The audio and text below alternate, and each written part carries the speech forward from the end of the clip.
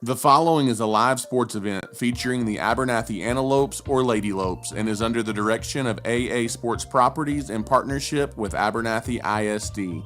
This broadcast cannot be reproduced or retransmitted without the written consent of AA Sports Properties.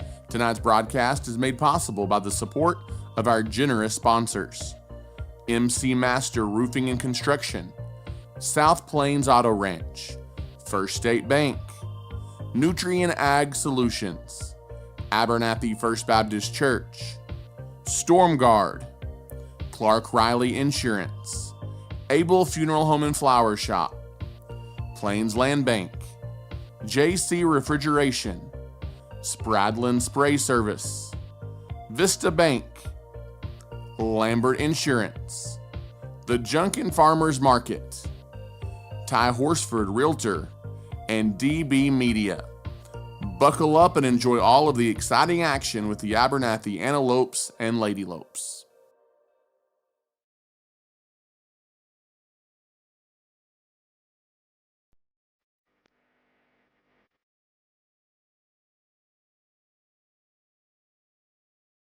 To Rolando. This time he takes it himself, untouched, into the end zone. Rolando Martinez from 1 yard out, and the Abernathy Antelopes strike first. Up to Kalen Marshall off the dribble. Mid-range jumper. Marshall gives Abernathy the lead.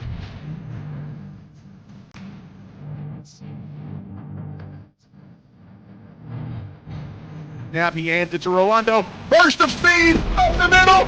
Dagger! Touchdown! Superman! Now, second, rolling away in the corner. Flores. It's good! Flores the steal and the three-pointer as time runs out. Flag comes in. The punt is blocked, and it's going to be an Antelope touchdown, barring the penalty, as it's Cash Garcia who blocked it, scooped it, and scored it. But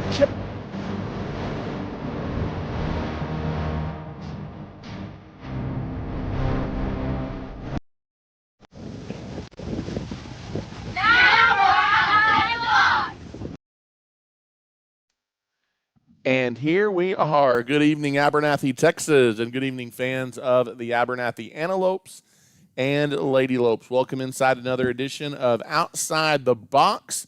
As believe it or not, we are week 13, episode 13, as we're getting close to Thanksgiving chance, and the Antelopes are still playing football, and that's what you like to hear, and that's what you get excited about, as that means Abernathy in their opening round playoff game this last Friday night, they went on the road, and despite a rocky start in Hereford, they eventually walk out with a 35-18 win over the West Texas High Comanches from Stinnett.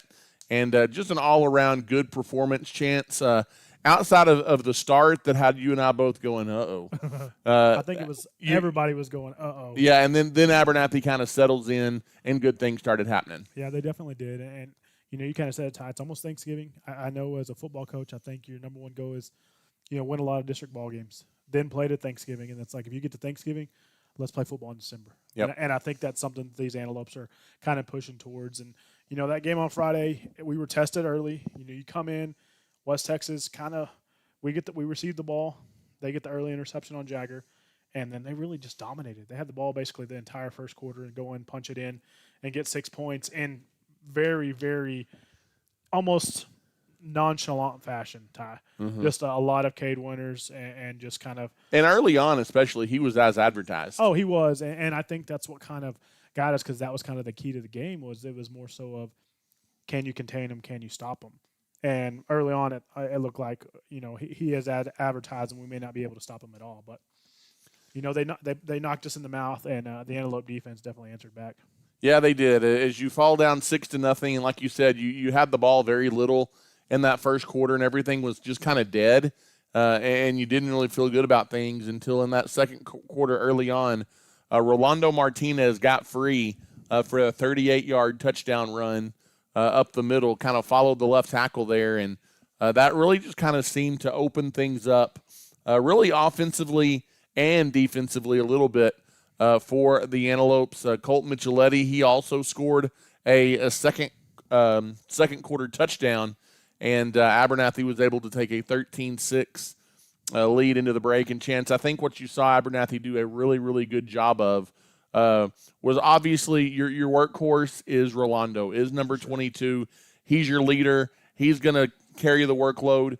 But Coach Blaskus did an excellent job at pulling the trigger with Micheletti. I mean, I think Micheletti had 7 or 8 carries, 107 yards, but just at the perfect times, really to catch that Comanche defense off guard. Yeah, he definitely did, and I think that they continue to grow the trust that they're having in him. You know, it's hard as a freshman to just step in and really be able to just adjust to the atmosphere, you know, and then you see it happen in the playoffs, and it's one of those things where it's like, okay, now you know for sure he's ready. There's just differences, and I think they just realize no matter what situation you put him in, no matter how he, you know, whether it's practice or a game, he's always ready, and he's going to rise to the occasion essentially. And so, you know, they scored. We take that 13-6 lead into half, and then you really come in after the second half. You kick it off to Stinnett, and you hold them. You know, the defense stands and holds them, and then you just really trade off touchdowns back and forth. Rolando scores, Micheletti scores again, and you have that huge lead, 28-6. And it really felt like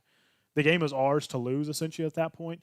They kind of battled back. But you answered every time they scored. You would go answer back. You led 28-6. 35-12, and then ultimately 35-18.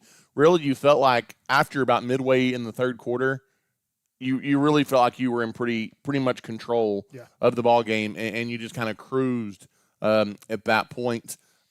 You talked about it, Chance. You finally got the offense going, but I really think it started on the defensive side of the ball for the Antelopes as they contained.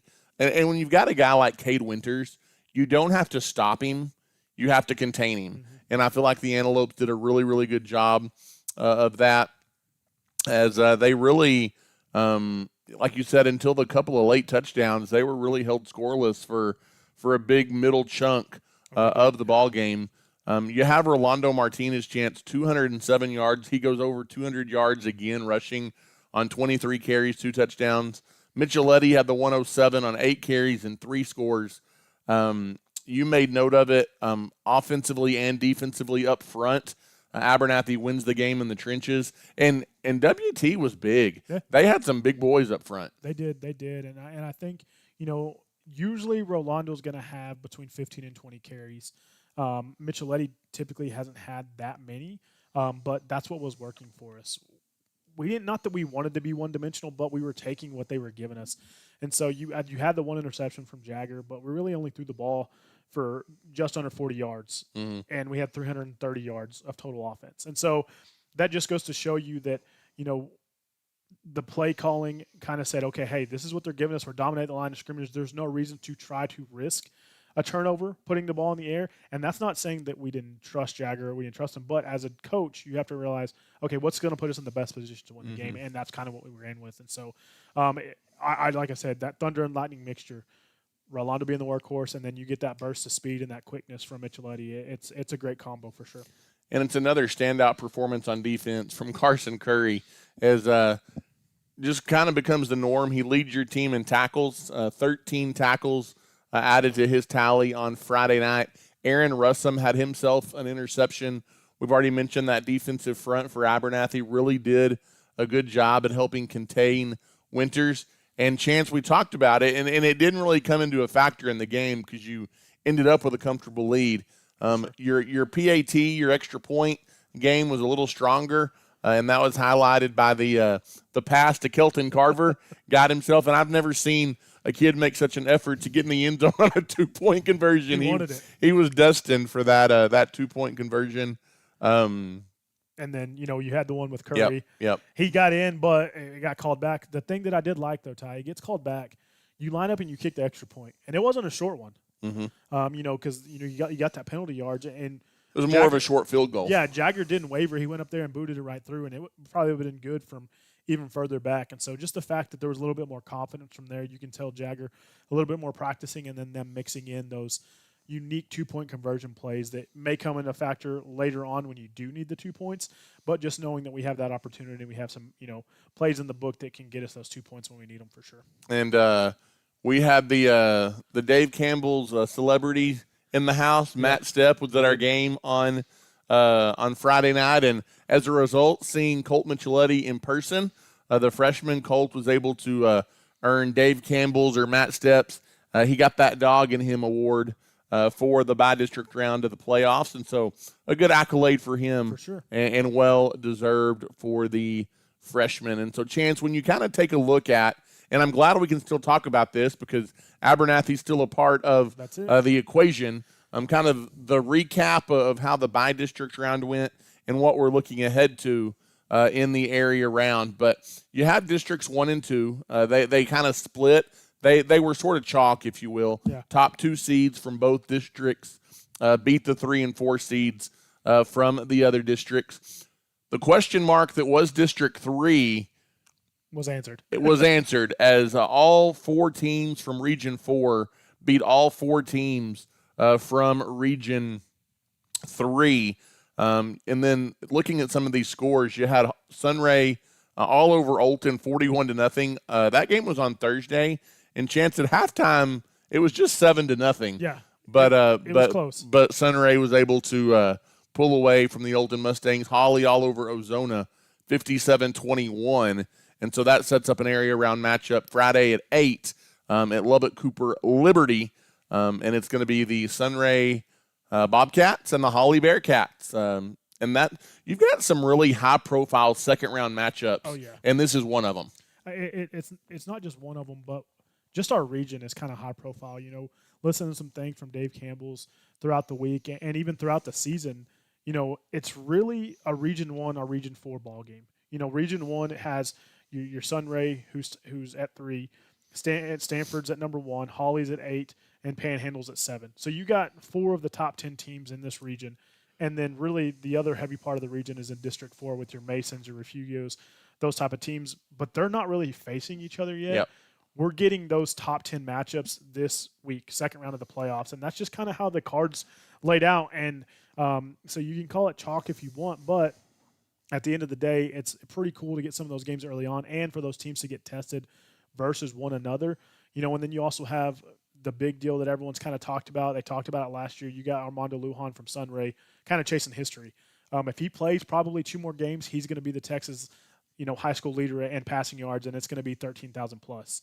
And that's pretty crazy for a career. I think he had like 2,400 his freshman year, topped 4,000 his sophomore and junior year, and I think he's kind of right under the 3,000 mark this year. Mm-hmm. And so you know that those Sunray Bobcats are wanting to continue to play so he can keep stacking those records, but they got a tough game coming up against Holly for sure. Well, and you know, you talked about that, Chance, as you've got a team that's going to lose in the second round, at least in 2 of these Region 1 ball games, that's probably good enough to be a 4th round playoff team. For sure. But somebody has to lose, and so I know we like to make picks and see how much. Although I will say we've done a pretty good job at making our picks. We're going to get to one that I nailed to the score here in just a little bit. I don't think I'm going to forget that, Chance. We're not there yet, but as we make a pick on this this Holly Sunray game, both of us think it's going to be competitive. Yeah. And probably lots of points. You've got 2 teams that can score in a hurry. I have Sunray. I'm holding off a Game Holly team 45-35. But I think it's going to be a good ball game. I think it is too. I think there's going to be a little bit more defense than Sunray's used to, and not saying anything about Panhandle because they did face them earlier this year. They played Canadian. But I think that Holly's going to bring a little bit more size than what they've seen, and Holly's going to kind of balance some of that attack back and forth. So I think Sunray's going to win it, but it's going to be a little bit closer, 36-30. I have Sunray coming out on top, and so that's one of those games where I wish we could – you know, keep track of it a little bit closer or even go watch it, but it's going to be same time Friday as our game, so we'll just have to be scoreboard watching for sure. But I think Sunray is going to come out on top, and I'd like to see Lujan continue to chase some history. So, staying in Region 1, obviously Post, the number 1 seed out of our district, which is District 2. And Chance, this was a game we were watching that was going on simultaneously as ours on Friday night, and it was a tough battle for the Bold Gold. Is 4th-seeded Spearman bidding for that upset, at least seed-wise, and they gave Post a ball game. Post finally kind of shook them there at the end, 42-33. Post gets the win, and then Anson, really in one of the few games that wasn't competitive, all over Cristobal in the other part of that bracket, 46-11. And so that sets up an interesting Post-Anson matchup this weekend. Yeah, that one's a Thursday nighter. So you're going to kind of know that one ahead of time. Post, not saying they struggled with Spearman, but Spearman and West Texas Net were very similar. West Texas beat them by 1 point to get that 3 seed. But you knew you didn't want to get in a scoring battle with those teams, and I think that's what happened with Post. They kind of went back and forth, and what that's going to do, it's going to wear your offense out and it's going to wear your defense out because you're having to be off and on the field. And so I can tell you right now, Post is not going to be able to do that against Anson. Anson's just to kind of put it in perspective, we're playing Cisco. Anson beat Cisco like 59-7, and Anson's a 3 seed out of that district. And so they're gonna line up and probably knock Post in the mouth. I think we kind of got a double upset special. I won't say what your score is, Ty, but I got Anson beating Post 40-32.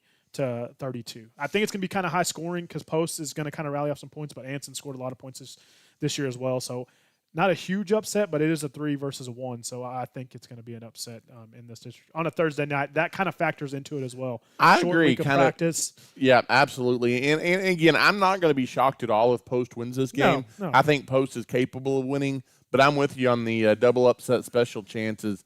I've got the Anson Tigers in a close ball game, 35-31 over the Bold Gold. And so that game 7 p.m. Thursday night in Snyder. And then we look at the other part of the bracket, Chance, the other kind of quadrant of games that we're involved in. You had Reagan County, the number 1 seed this last weekend out of District 3, taking on the 4 seed in the Cisco Lobos. That game was also played on Thursday, and so we knew kind of the outcome of that going into our ball game on Friday. But, Chance, that was a game that really wasn't ever overly competitive, as Cisco kind of had the lead throughout, and they pull the 4-1 upset as they get by Reagan County 34-16 to give Reagan County just their second loss of the season, but ultimately ending Reagan County season in the first round. Yeah, they did. And then, the other matchup on that side that's going to match up, that was us and West Texas, kind of eerily similar. We win 35-18. They won 34-16. They were kind of ahead the whole time. We trailed for the first quarter, I guess if you could say that, 1 touchdown, but very similar score frame. And so obviously we kind of know that if you don't know, make sure you're there Friday. And if not, I heard there's a pretty good broadcast on Fridays that you can check out. Starts at 6:45, just so you know. I think there's some pretty cool guys that do that. Yeah. So, but Abernathy versus Cisco, we're going to be meeting in Colorado City at 7 p.m. on Friday. Also, Colorado City.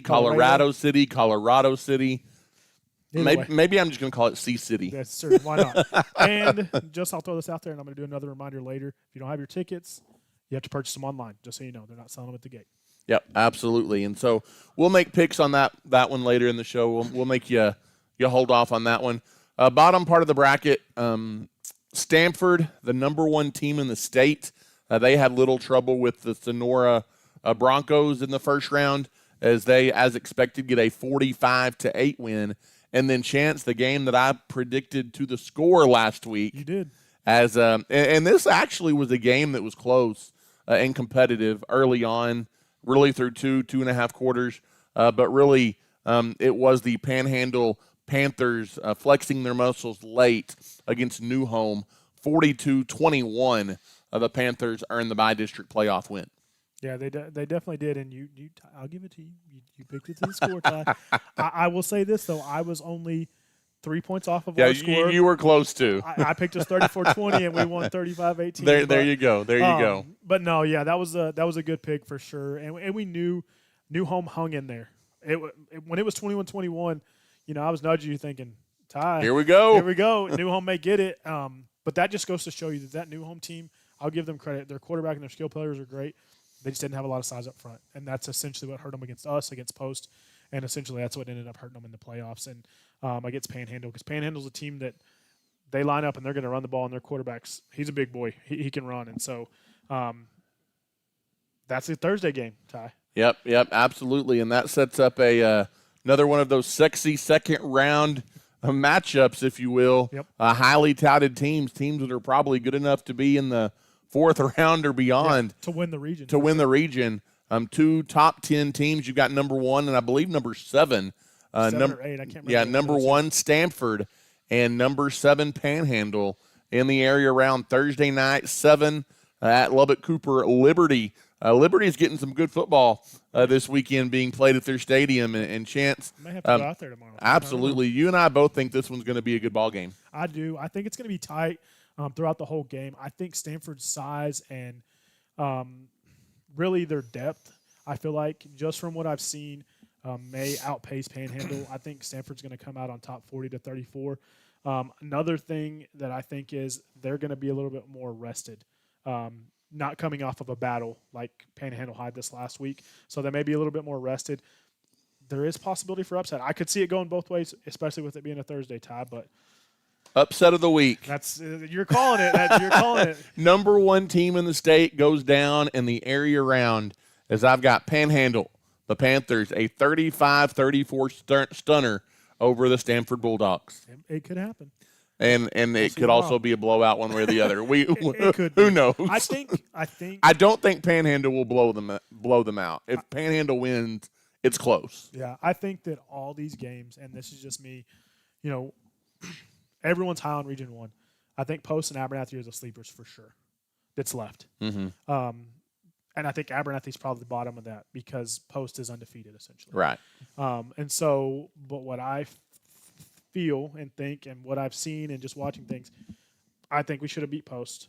We just had some mistakes. So we could have probably beat them. We could have probably beat them pretty bad. But that's the way you play the games, right, Tyler? Absolutely. And so I think it's anybody's ball game. You got to play the game that you're lining up for that week. So we got to take care of business against Cisco. But which won't be easy. It will not be easy, but I think no matter who you're facing, because you're going to face the winner of that Stanford Panhandle game, I think that you got a shot. Yeah. Especially getting that far because you just keep gaining that momentum. You keep growing as a team. Well, that's going to also be one of those odd timed games. I mean, you're going to play probably more than likely on a Friday afternoon or a Saturday afternoon. Because of Thanksgiving. With Thanksgiving and whatnot. And so just a lot of things factor into that. For sure. And I think it's something that, like I said, you got to line up for Friday and play against Cisco. But I like the fact that we are kind of the dark horse out of a very, very strong region. And so it just kind of gives us that ability to kind of fly under the radar, do our thing, keep stacking wins, and just give an opportunity to keep going on and hopefully playing football in December. Yep. We will chat about the Antelopes and the Cisco Lobos coming up here later in the show. But for now, let's take one quick timeout, thank a couple of our sponsors, and we will come back and take a look around AISD on what has been another busy week around A-Town. Clark Riley Insurance in Abernathy has been helping people with their property and farm insurance needs for many years.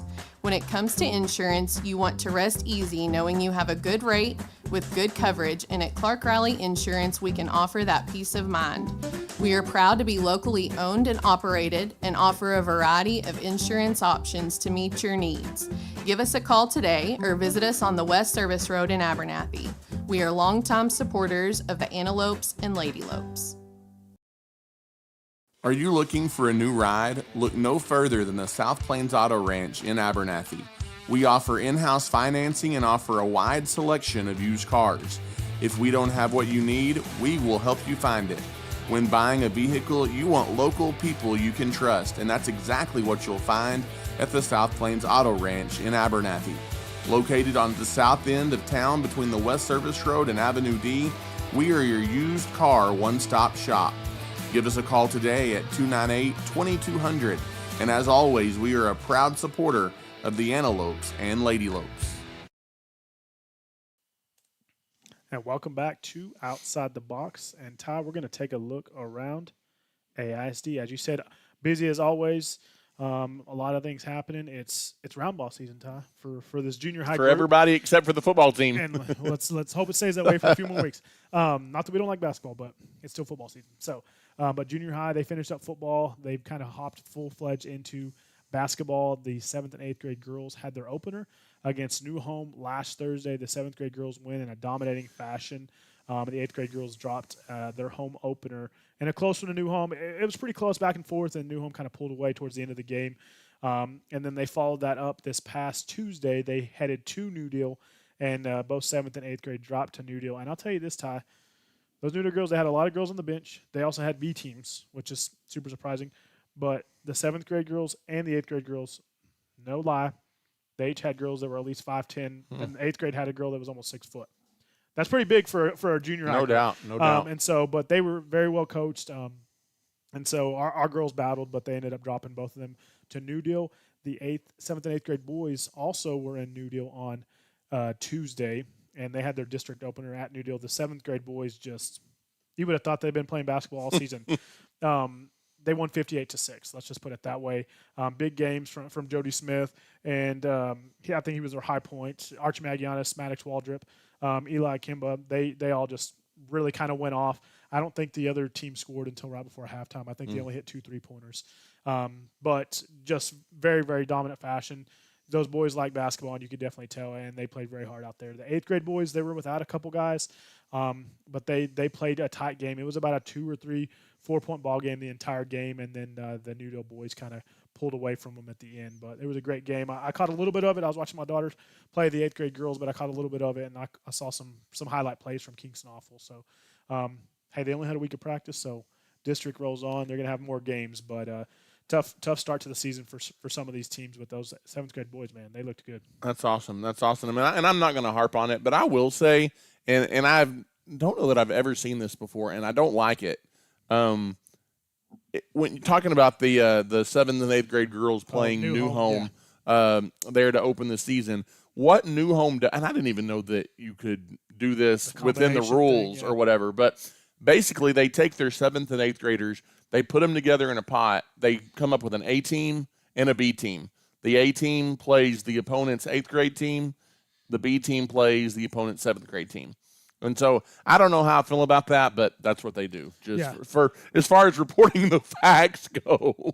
I think some teams did that. I can see when you do that to make enough for a team and for do sure things like that in volleyball or whatever it may be. And we talked about it. You've even seen some of that when you have, like a Petersburg back in the day. They had to move up 6th graders to play 6th, 7th, and 8th. But I don't know about if you have enough kids for a team doing that. But, hey, if the rules say you can do it, then I guess you can do it. I don't know. New Home's just going to become the new Shallow Water in my mind. So let's just be real, Chance. There's some decent people from there, but hey, I'm not saying there might be a couple, but we're kidding, sort of. But anyways, going on to Lady Lope varsity basketball. Their just ridiculous schedule continued last night as not only did they play one of the state's best 4A teams. They played one of probably, when you think of Texas high school girls basketball, it's one of the teams that comes to mind out of any classification. Yeah, as prolific. They travel north to take on 4A number 9, the Canyon Lady Eagles. And Chance, Canyon, we got them just in time for them to get all their volleyball girls back, which was not good on our part. But the Lady Eagles, they put it on the Abernathy Lady Lopes 78-48. Talked to a couple parents today, and they just said we had a hard time containing the outside shot, defending the outside shot against Canyon. And to be honest with you, Chance, Canyon very well could end the season at the state tournament. Yeah. So again, you're going to be better because of that ball game. You definitely are, and it wouldn't be any surprise. I mean, when you come from a tradition that I think their head coach, his dad was a head coach in Canyon. He was a head coach in Nazareth. And he's like in the National Basketball Hall of Fame for coaching because he's won so many. So there's just a huge tradition there, but that's the kind of teams that, Coach Mikey told us, that's who I want to play. I want to see how we compete against the best. And if you can hang and put up 50 on a team like that's in 4A, then you're going to do some damage for sure in 2A. Yep, absolutely. JV also played Canyon last night, and both teams will play Littlefield on the 25th. But before that, Chance, the Lady Lopes are going to play Frenship, Lubbock High, Canyon, West Plains, and Aledo. Yeah, and that's in their Hub City Tip-Off Classic. It's really weird how they do these tournaments now. Used to, and I know growing up for you, it was like you play and then you play the winner, and you play. Now they just do like traditional bracket. Yeah, now they do pool play, and then the top teams out of that play for the championship. And so it's kind of different how they do it. And so most of the games are on the schedule. The Aledo one is kind of, I'm not sure if they are. I don't know if that matters about football, if those girls are going to, I don't know. But that's what it shows on the Hub City tip-off bracket. Other teams that are in the other pool are just some little teams like Shallow Water. Idalou, Seminole, those other small schools that aren't tough in basketball at all. And I know people are focused on football, but there's going to be some really high level girls basketball being played for sure this weekend as well. So we'll let you know how that goes, and then both the Antelopes and Lady Lopes will take on Littlefield on Monday the 25th, and that'll be during the day because that's during kind of the holiday week. Supposed to be 11. I think I'm not so, sure but if that's going to change. That could change. I don't know. But staying with girls basketball, Chance, Michaela Marshall, a big day for her today. Obviously, we knew that she had committed to play Division I college basketball at Tulane, but she put pen to paper today. She inked it, if you will, with family and friends and teammates and whatnot in attendance today at the Antelope Gym. So a special day for her. Yeah, for sure. And I think KCBD, I don't know if Pete Christie came out, but I know part of his team came out and they highlighted that. So if you want to check it out, it should be on News Channel 11 at 10 tonight. So, but yeah, for sure, big day for her. And then, you kind of talked about it this weekend. If you're off tomorrow, some of you may be. They play Frenship 9 a.m. tomorrow, and they follow that up. They play Lubbock High at 1:15 tomorrow. So if you want to go see some Abernathy and Lope basketball, go check it out. Yep, absolutely. Lady Lopes stay number 9 in the latest TABC coaches poll rankings, and Chance, just like in football, Region 1 in girls basketball is going to be a gauntlet, as you've got Spearman, you've got Wellington, you've got Panhandle, you've got Clarendon, you've got Farwell, you've got Newhome, you've got Abernathy, you've got Smyre, you've got Whiteface, all ranked in the top 25. Yeah, that's in our region, and then out of the highest one ranked, guess who's excuse me, one of the highest ones ranked is Newhome. Mm-hmm. They're ranked a little higher than us. They're at 6. They're in our district. I would say the strongest district from our region on paper is going to be District 2. That's Wellington, Panhandle, and Clarendon. Wellington and Panhandle are 3 and 4, and then Clarendon checks in at number 15. And the Lady Lopes, they actually do have a single game with Clarendon here in a week or two. So that'll kind of see how they match up. Be kind of fun to watch that. So lots of round ball, especially on the girls' side. Chance, twirling competition taking place today. Sherry Lease does a great job with those girls. They're obviously a part of all the stuff that the band does as well, and they do a really good job. But this has just become kind of commonplace for them, as today the entire line advanced to state, the entire twirling line, and then 5 of your 6 members from your line advanced to state with their solos. That's Aubrey Heinrich, Kinsey Steffi, Stella Allred, Daphne Moore, and Shay Mulcock. So just, again, in everything, Abernathy just represented at the highest level. Yeah, congrats to those girls. And not sure when that state is, but we'll definitely highlight them when they do head off to state. And so, I think it's in May, I believe. It's a while. It's a while. Not going to be a cold weather twirling competition. Yes. So, and they got plenty of time to practice, so that's exciting for them. So congrats to those girls that advanced on to state in twirling. And last but not least, we want to kind of hop down to our elementary. It was a big week, Chance, at our Abernathy Elementary School, as you have your ever so popular turkey run that took place yesterday, and it was a little chilly when the early ones ran. It was. And I know you and I were both out there as those second graders out there running at 9 o'clock. But a great day at the turkey run. It was. And also you and I both had an opportunity to take part in the Little Bucks mentor program. We've talked about that here and highlighted that here on our show.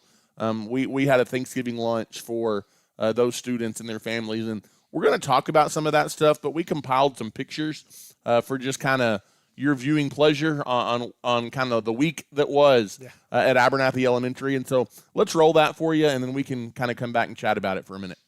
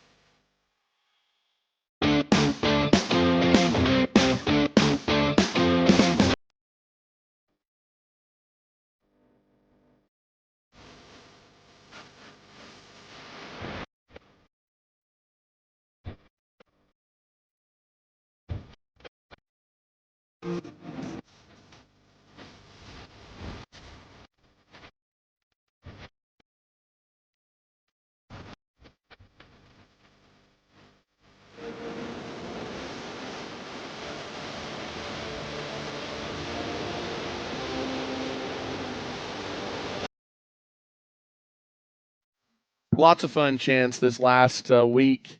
Or this week, we're only halfway through the week. That's been the last 2 That's how long days. the week's been. That's been the last 2 days, Mhm. if you will, at Abernathy Elementary. But starting with on Monday, you've got the mentor lunch, the Little Bucks.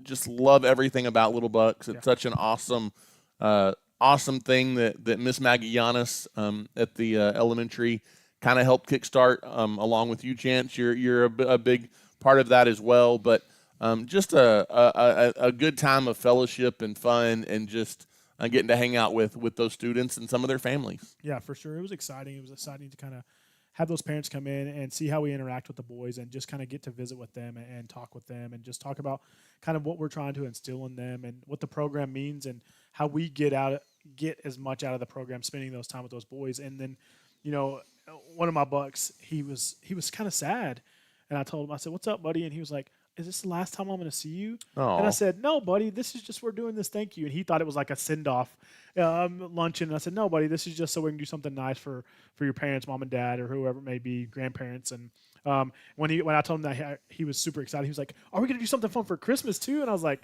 "Well, I hope so." And so we've kind of gotten some ideas, so we'll probably highlight that later on in the year. But it was definitely awesome, and I just think it kind of highlights the importance of the program, and kind of being able to give back to the community and mentor some of those young men, for sure. Absolutely. And then you've got the turkey run, Chance, which it is the perfect combination of like cute, chaotic, cold, competition, everything that you could want in an elementary race. And huge shout out to Ashley Waldrop. Oh, yeah. She's kind of the mastermind that has kind of made this an annual tradition. It's one of the things that everybody looks forward to. Oh. And not only, Chance, is it fun for the kids and fun for the parents to come watch and all the things. This year, Coach Waldrop always asked for donations of turkeys. Mm-hmm. She got between 60 and 70 turkeys this year. Top 3 in each division, boys and girls of each grade. They get to take a turkey home to their family. Mm-hmm. But then what's left goes to families that need it in our community. And I just think that's it's an awesome thing all the way around. I mean, the event itself is fun and cute, and parents love it. And but it also it goes for a great cause. Yeah, it does go for a great cause, and I just like the fact that you have those kids that they're excited about it. I mean, if you think that it may seem silly, and if you're not from Abernathy, you probably don't even understand, but these kids actually run a race, and it's not a short race. The little ones, they run around a little, maybe half a football field size for the pre-K and kinders, but the other kids, they run around part of the school. I mean, it's not short, and they run. They do. And they want that Most turkey. of them. Yeah, most of them. And they want that turkey. And I mean, we do shirts. The principal's dressed up in turkey costumes, and it's a big deal, and it's super fun. And I just think that talking to some of the parents of kids that have won, and they're we had a friend of ours that both their sons, one finished first and one finished second in their different grades, and they told one of their kiddos that, "Hey, we may donate the turkey back so we can give it to a family. We already have one, whatever it may be." And their son said, "No, I won that turkey." He's like, "I won that turkey. I want to keep it." And so it just goes to show you how important and how much those kids enjoy it. But again, like you said, the impact that it gives on the community, you're getting those 60 or 70 turkeys out to families in need that need them, that it's going to definitely bless them during the holiday season. Then you have my child that wants to win, but then she's afraid she's not going to know what to do with the turkey until the end of the school day. So, I mean, you've got Stuff it in the backpack. you've got that on. I'm like, babe, go get in the top 3. I'll take the turkey. But anyways, lots of fun. For sure. And just another way, we talk about it all the time, Chance, really at all of our campuses. But our elementary just does a phenomenal job of making kids, making families feel important and loved and cared for. And not only do you have the admin out there dressed up like turkeys, you've got our superintendent riding around on the golf cart, leading the way for the runners. And I mean, it's just a huge, they make a big deal out of it, and it's a lot of fun. Oh, they did. And you kind of talked about parents being there, but parents with signs Oh my goodness. out there. It's funny because they just want to show that spirit, and the kids think it's awesome. And they, we could have shared so many pictures, but Yep. it was one of those things that it's fun. It's a fun time of the year, and it's definitely a fun week here in Abernathy. One more break, and then we will come back, Chance, and we'll take a look at Cisco a little bit and get you ready for Friday night. Stay with us here on Outside the Box. First State Bank of Abernathy has been leading the Abernathy area banking industry since 1909 and is a staple in the community. We offer a full scale of banking services at First State Bank and are proud to be locally owned and operated. At First State Bank, we value the relationship with our customers and want to see them be successful in everything they do. If you have any questions, you can drop by and see us at 402 9th Street or give us a ring at 298-2556. Everyone at First State Bank is cheering on the Antelopes and Lady Lopes this season.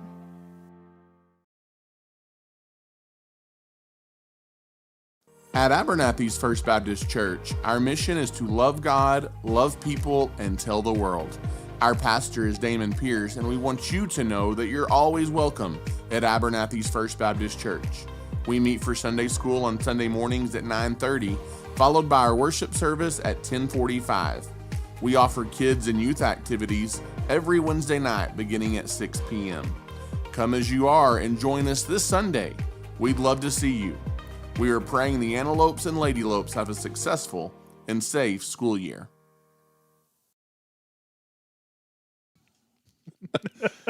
People always ask what we talk about off the air, Chance. We were just talking about you dressing up like Benjamin Franklin as our resident sports historian here on the on Outside the Box. Lets us know that Cisco and Abernathy have played one time in the history of the two programs.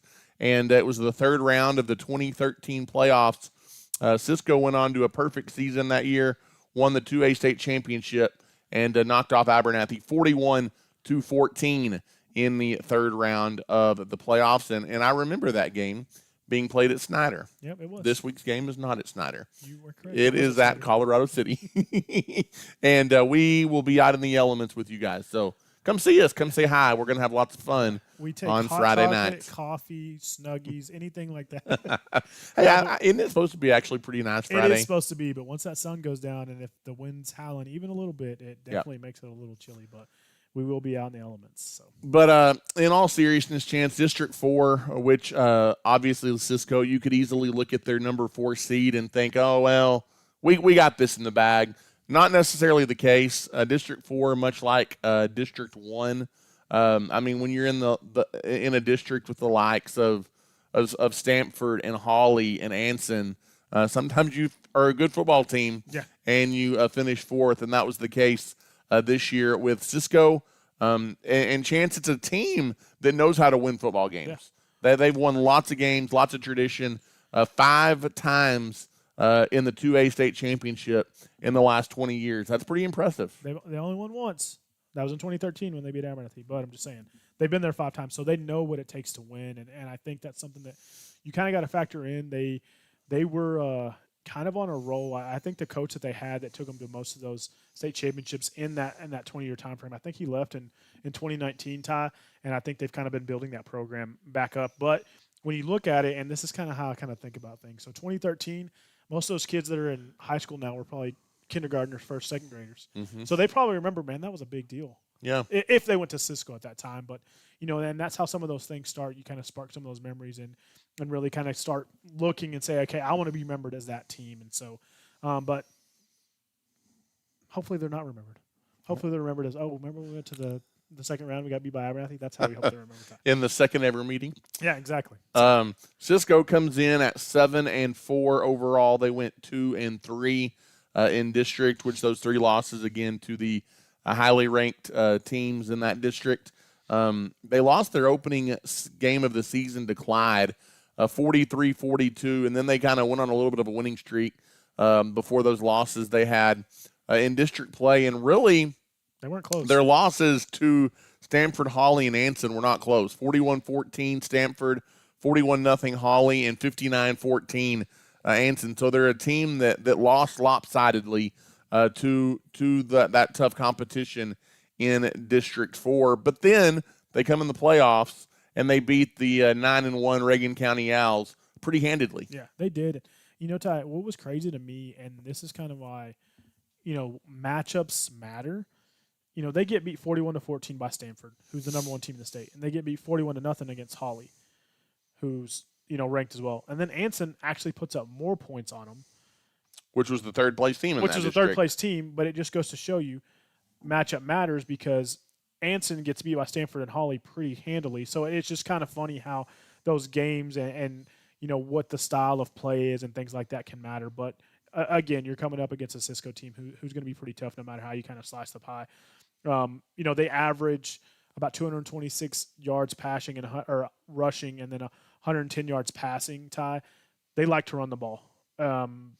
They pound the rock. They pound the rock, as Ty likes to say. They pound the rock. So you're gonna get a heavy dose of that, and it's gonna be multiple different guys. And I know you kind of you can relate to some of that, but they can throw the ball. There's been games this season where they've thrown for about 300 yards. Very rare, but they can throw the ball. Well, when they do throw the ball, there's been a couple of times that teams have stopped their run or slowed down their run, but they're averaging 20 yards per completion. So it's not like they're not doing short dump-off routes. They're throwing the ball down the field when they throw it. It's, I would say, very post-esque. Yeah. They're going to try to run the ball, and then they're going to catch you sleeping and then try to go a long post pattern or a long slant pattern across the middle to gash you for 15, 20, 35 yards. And so, but it kind of starts with their quarterback. He averages 119 yards passing a game, 55 yards rushing a game, but he's accounted for the majority of their touchdowns, 27 total touchdowns, Ty. And then running back by committee, Dylan Silva, he's going to get the bulk of their carries. I mean, he averages 76 yards a game, but you have other guys like Gail Prophet, Williams, Harrison. They line up so many different guys in the backfield. Yep. It's crazy. It doesn't matter if it says wide receiver or tight end. They're just shuffling guys in and out of that backfield. But they can definitely be dangerous. Parker Williams is one of their leading receivers, but another guy to look out for, I guess Lake Kennedy, I guess that's how you say his name. He's listed as a tight end. He's a pretty big kid. He had 8 catches for 200 yards and 3 touchdowns against a Coleman team this season that they beat. And Coleman's still in the playoffs too. They're a 2A team that's down in district or region below us, but so they beat a team that's still in the playoffs, and he had a pretty breakout game. So look for him as well to be one of those go-tos when they do pass the ball.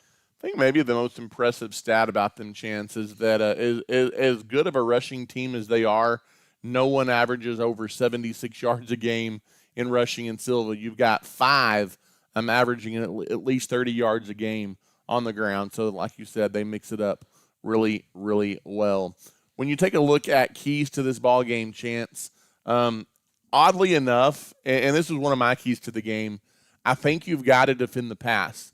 Obviously, I know we can stop the run. Yep. I know we can defend the run. We've proven that we can do that, and I think we'll be able to do that at least to an extent on Friday night against Cisco.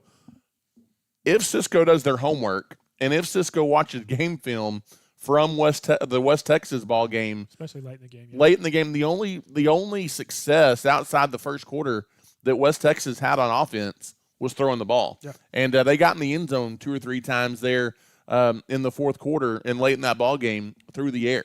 Yeah. So you don't want to get into a situation where you're biting so heavily on the run that you kind of overlook that pass, because you do have some guys, like I said, whether it's Kennedy or Williams or whoever you're throwing the ball to, their quarterback is a much different look from what we saw this past week. Cade Winters was 5'8", 5'9", pretty stout, kind of I guess you would say bowling ball type pass. Or wrecking ball. He's going to run hard up the middle, and he can throw the ball, but he doesn't seem super, super comfortable doing that. Cisco's quarterback, he's taller. He's a bigger More kid. of a traditional looking quarterback. He is, and he is one of those ones that he can place the ball pretty accurately, and he's not going to run until he really has to run. But when he has to run, he covers a lot of ground because he has very long legs. And so, I think that I'm there with you, Ty. I think if we stay true, stay in our lanes, we can defend the run, but don't let them catch us sleeping with the pass. And then, we talk about this every week, and it probably sounds like, you're beating a dead horse. you got to win the turnover battle. You want to force 2 or 3 turnovers if you can and protect the football. We can't have the fumbles. It didn't come back to bite us as much in the West Texas game because technically Rolando fumbles once and we have the interception. We only had the 1 interception. We technically had 2 other turnovers that we feel like, but that we forced, yeah. That we forced, but technically West Texas did win the turnover battle against you, but you were able to play strong enough defense to come out on top. That's going to get tougher. From here on out, you can't lose that battle and expect to be successful. I mean, go back to the post game.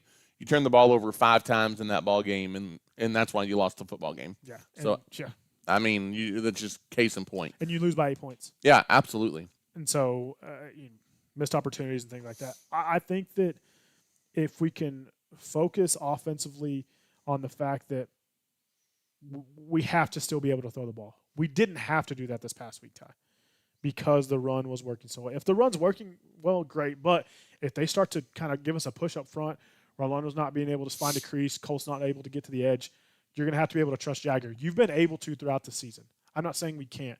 What I'm saying is he's going to have to step up and say, okay, hey, short memory, I know I've struggled the last couple weeks. And receivers have to catch the football. That's 100%. I mean, that's been part of it lately as well. For sure. And I think that's something that if we need to, we can, especially if you're able to control the line of scrimmage and just give Jagger some time. We should be able to find some guys open. I know Hawley likes to throw the ball a little bit more than running the ball, and they were able to do damage against Cisco. But I was surprised. Reagan County likes to throw the ball too, but we don't really know much about I think the opportunity will be there to throw the ball if you're able to. For sure. Absolutely.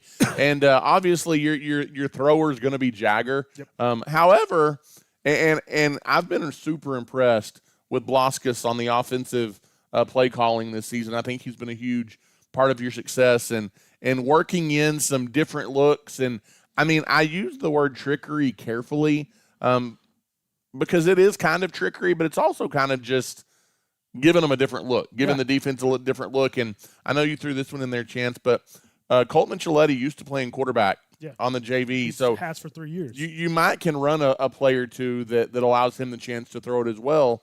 That could be kind of one of those plays we're talking about. You're in a situation where you may need something that they're not anticipating it, where you're in a 3rd and 7 or a 3rd and 6, and they think, oh, they're going to try to sneak this guy out here and try to get to the edge with them. We saw that on film, and then you let Colt kind of roll out and catch him sleeping with the pass to Russell or Shadden or Trejo, whoever it may be. And I think you can see that working. And it's not something to where you're like, oh, can Colt handle that? He's proven that he can. And also, we know he can throw the ball. Yeah. He did it very handily on JV. 7th and 8th grade, it's hard to kind of decipher some of that, but he did it very handily on JV, and I would anticipate him. I mean, if you can throw the football, you can throw the football, and that's kind of how I feel about it. Don't think it's going to be one of those things where, like you said, Jagger's your guy. He's playing the quarterback position. And we're not saying that shouldn't be the case. Yeah, for sure. Absolutely and not. I think it's one of those things to where you continue to mix in that dynamic of Colt can give you those different opportunities, whether it's lining him up back there and using him as you could even say Colt throws it to Jagger out on the outside and Jagger makes another throw. I mean, that's very Andy Reid, Kansas City Chiefs. Well, and there were some times, too, when you put different guys like Micheletti or even Rolando, we like to direct snap the ball to Rolando some as well. On those plays, Wiley is still on the field. Yep. He's spread out on one side or the other, typically in a receiver slot. So, yeah, you could see something like that, absolutely. You could, because they're probably thinking, oh, he's a decoy. They're not going to throw it out here to the quarterback. And so you never know, but I trust Wiley. Or throw it to the quarterback and then let him throw. That's what I'm saying, yeah. You throw it out there to him and say, okay, now you're going to throw it downfield. And not that those are high percentage, you're going to see a ton of that, but it's one of those things to where I think Blasquez and Wiley and the rest of the coaching staff are looking at some of those things, similar to how they kind of mixed in the 2-point conversion to Kelton Carver and to Curry, because anytime you can find an edge, that's what you want to find as a coach. And so we'll see if any of those things are in the playbook, but I'm excited to see what they have drawn up this week against Cisco. And I think the last thing, Ty, again, beating a dead horse, win the trenches. In games that we've been able to come out on top this year, we've controlled the line of scrimmage handily. Yep. Outside of post, we kind of controlled it there, but again, the turnovers is what hurt us against that. But the rest of the games, you control the line of scrimmage, you're going to win a lot of ball games for sure. So, Chant, it's time for us to make our picks. And so I'm sitting here making myself nervous, and the reason I'm making myself nervous is because I've been worried. Like, the last 5 weeks we've played football games, I'm like, oh, Chance, this one scares me a little bit. I feel pretty confident going into the Cisco game, and that makes me a little bit 1 nervous. No, I mean, I think it's going to be tough. Cisco will be good. Cisco will be tough. They should be in the second round of the playoffs. If the Antelopes show up and play the game that we know they're capable of playing, I do think it'll still be competitive, but I think Abernathy wins this one 27-18 over the Lobos. I think you ride your defense, which has been really, really good for you, and you get just enough through the air to complement the strong running game to get the job done. Yeah, I like the way you're thinking, Ty. I think there's a couple keys. I think you have some insider information, and I say this jokingly. We have some guys that are from that area. You got Coach Adam Faith. He's from Albany. He grew up and he knows about that Cisco tradition, so he's probably been chirping in the ear some of these coaches. Then you got, of course, Mr. Cash Money, Cash Fortune. He's an Anson boy. He grew up there, and so he kind of knows about Cisco's tradition well because guess what? They all played each other this year. And so I think when you look at that, and he's probably been chirping to those boys like, hey, these Cisco guys, they know how to win. They know, just amping them up a little bit. And I think that's something that is going to help them. And like I said, jokingly saying insider information because they're just there to tell them, like, hey, this is going to be a pushover. They didn't infiltrate no communication systems or anything like that. But I say that to say they know how tough this game can be. It doesn't matter if they're a 4 seed. Once you get in the playoffs, you're in the playoffs. It's win or go home. But you deserve to be there. Yeah, I do believe that if our defense shows up and plays antelope defense like we have in a lot of great games this year, I called the 3 shutouts, and I think we deserved them, and I think we played a really solid game against Post and kind of just hurt ourselves. But we played great this past week, gave up some garbage time touchdowns that, look worse on the scoreboard, but they didn't really matter in the grand scheme of things. I think you're going to ride your defense. I think you're going to have your Thunder and your Lightning. Your Rolando is Thunder, your Micheletti is Lightning, and your run game is going to open up that pass, and I think we're going to win it 36-20 over a tough Cisco team. But I think the Antelopes are going to kind of dominate and let maybe Cisco back into it a little bit, but I think they're going to kind of dominate most of the game time. Hope you're right, Chance. That's I like the way you think. We both have the Antelopes winning. If that's the case, that means we get to talk more football next week and get ready for the turkey leg. The turkey leg. A top 10 matchup would be looming, at least halfway a top 10 matchup. Is we would not be the top 10 half, but we would play either Stanford or Panhandle, both teams that ranked in the top 10 in the third round of the playoffs. We'll know before Friday. We will know. We will know after tomorrow night. So who knows? Stay tuned to our Facebook page. I'll try and post the result of that one on our Facebook page tomorrow night, so you'll kind of be prepared heading into Friday game day. Remember, you've got to go online, purchase your tickets, check out all the Abernathy ISD social media pages for that info. It's $5 for an adult, $3 for a child, but they got to be online. And you don't want to get all the way there, which everybody has a smartphone, or you should, so you could probably buy them at the gate. But make sure you are ready not to try to purchase them at the gate because you'll have to do it on your phone. Yeah, absolutely. But Chance, it's another fun show. I'm looking forward to Friday night in Sea City. Should be a fun one. Playoff football doesn't get any better than that in West Texas, and we'll be on the air at about 6:45 prior to that 7 o'clock kickoff on Friday night from Wolf Stadium in Colorado City. Yeah, for sure. And I got one more shout out. The Glen Rose Tigers. My nephew is playing. They're playing in Sweetwater. I hate to be missing it, but Caden, go out there and play big. They got a tough matchup. They're playing Seminole, and That'll be a good one. They faced off the past 2 seasons, kind of in the regional finals, regional semifinals. So they're facing them early this year. But I think Dave Campbell's had them picked to win. So go out there and win a ball game and play some more football, and hopefully I'll be able to catch down the road. But as always, Ty, I hope you can't catch them down the road. I hope you're in. Maybe they'll play on a Thursday or a Saturday. I hope you're inside the box. That's what I hope for too. And so I told him he understands. He knows that I call the games, but I always give him a shout out and to let him know good luck and go out there and do your thing, man. As always, good night. God bless. And go Lopes.